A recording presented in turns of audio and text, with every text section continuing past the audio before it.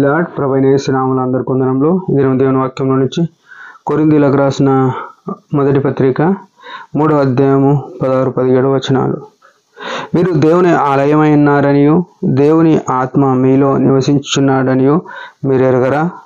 ఎవడైనను దేవుని ఆలయమును పాడు చేసిన యెడల దేవుడు వానిని పాడు చేయను. దేవుని ఆలయము పరిశుద్ధమై ఉన్నది, మీరు ఆ ఆలయమై ఉన్నారు. ప్రియమైన వారులారా,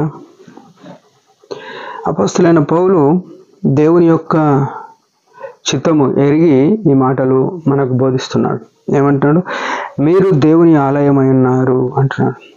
ఎందుకు దేవుని ఆలయమై ఉన్నాం? మనము ఎప్పుడైతే మన పాపాలు ఒప్పుకొని యేసు రక్తంతో విమోచింపబడుతున్నామో మనల్ని ఎట్లా చేస్తున్నాడు యేసుప్రభు అంటే పరిశుద్ధులుగా చేస్తున్నాడు.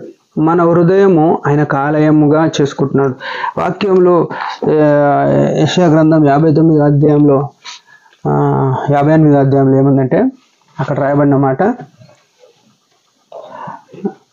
ఆకాశం నా సింహాసనము. 50వ అధ్యాయంలో ఈ ఆకాశం నా సింహాసనము, భూమి నా పాదపీఠము, నా కొరకు ఎట్లాంటి మందిరం కడతారు అని అన్నాడు. సొలొమోను కూడా మందిరం కట్టేటప్పుడు దేవునితో ఇదే మాట అన్నాడు, ఆకాశం నీ ఆకాశంలో నిన్ను పట్టజాలవే, నీ గురించి నేను ఎలాంటి మందిరం కట్టగలుగుతానని చెప్పినాడు.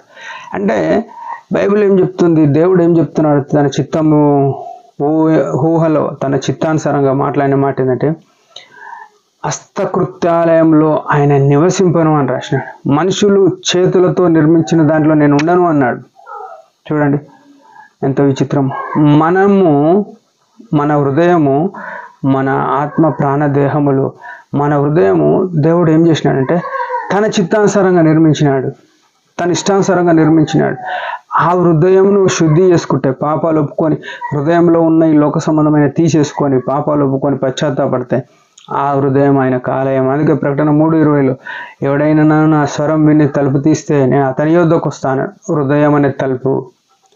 హృదయంలోనికి వస్తే ఆయన ఎట్లుంటాడు అంటున్నాడు, ఆ హృదయంలో వసించే దేవుడై ఉన్నాడు. అయితే ఇక్కడ జరిగింది ఏంటంటే ఎవడైనా దేవుని ఆలయం పాడు చేస్తే అంటాడు. దేవుని ఆలయం పాడు చేస్తే అంటే మందిరాన్ని పోయి కూలగొట్టుడు కాదు. మనము మన శరీర సంబంధమైన కోరికలతో మనం హృదయం అనే ఆలయంలో దుష్ట సంబంధమైన నింపుకున్నప్పుడు లోక సంబంధమైన ఈ ప్రతీకారాలు, పగలు, ద్వేషాలు, అసూయలు, మోహపు చూపులు, ఇట్లాంటి సమస్తం ధనాపేక్ష ఏవైనా నింపుకున్నాము దేవుడు వాణ్ణి పాడు చేస్తాడు అంటున్నాడు. మన జీవితం నిత్య జీవంలో ఉండాలంటే మనం ఏం చేయాలంటే మన హృదయమును భద్రపరచుకోవాలి. అందుకే సామెతలను, కుమారుడా నీ హృదయం అన్నిటికంటే ముఖ్యంగా నీ హృదయమును భద్రం చేసుకో అన్నది. హృదయం అనేది పరిగెత్తేదిగా ఉంది. హృదయం అనేది ఎంతో ఇష్టానుసారంగా ఉరికేదిగా ఉంది. దాన్ని ఏం చేయాలంటే యేసు క్రీస్తుకి ఇచ్చి, యేసు ప్రభుకి అన్నాడు, కుమారుడా నీ హృదయం నాకిమ్ము అన్నాడు. నీలో ఉన్న రాతి గుండెని తీసేసి మాంసం గుండె నీకు ఇస్తానన్నాడు. ఎవరన్నా మంచిది కోరుకుంటారు, స్వచ్ఛమైనది కోరుకుంటారు, శుద్ధమైనది కోరుకుంటారు, కానీ నా హృదయం ఎంత దౌర్భాగ్యతలో ఉందో దాన్ని ఆయన కోరుతున్నాడు. అందులో నుండి ఉన్నవన్నీ తీసేసి ఆయన దాంట్లో వసిద్దామని ఆలోచన చేసినాడు. యేసు రక్తంతో విమోచింపబడిన మనం ఆయనకు హృదయం ఇచ్చినామా? ఇస్తే ఆ హృదయం ఎట్లుంది? ఆయన ఆ హృదయంలో వసించేటట్టు. ఇక్కడ అదేమాట దేవుని ఆలయము పరిశుద్ధమై ఉన్నది అంట. నిజంగా మన హృదయంలో దేవుడు ఉన్నాడు అని చెప్పుకునే మన హృదయం పరిశుద్ధంగా ఉందా? లేకపోతే ఈ క్షణమే పశ్చాత్తాపడదాం.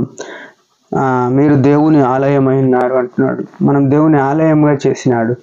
ఆ గొప్ప అనుభూతి మనం పొందాలంటే మనలో ఉన్న పాపం, పతనం అన్నీ వదిలేసుకొని ఈ క్షణం వరకు ఏవైతే ఆయనకు అసహ్యకరమైన దేవుని ఆలయం పరిశుద్ధమైంది కదా, ఆ పరిశుద్ధ స్థలంలో ఉండకూడని ఏవైతే ఉన్నాయో వాటిని తీసేసుకోవాలి. అప్పుడు ఆయన మనల్ని వరదలే చేసేవాడు అయినాడు. దేవుడి మాట దించున్నాడు. చిన్న ప్రార్థన. పరమ తండ్రి యేసు ప్రభు నామమును బట్టి వందనాలు. నిజమే, మేము అనేక సార్లు హృదయంలో పాపము, లోక సంబంధమైన పెట్టుకొని బతుకుతాం. దయతో క్షమించండి. మారు మనసు పొందినప్పటికీ పాప క్షమాపణలు అనేక లోక సంబంధమే ఉన్నాయి. క్షమించి నీ అందు ఆధారపడి జీవించిన కృపని యేసు నామములో ప్రార్థిస్తున్నాం తండ్రి. ఆమెన్. మీరందరి పరిచర్య గురించి భారంగా ప్రార్థించండి. Praise the lord.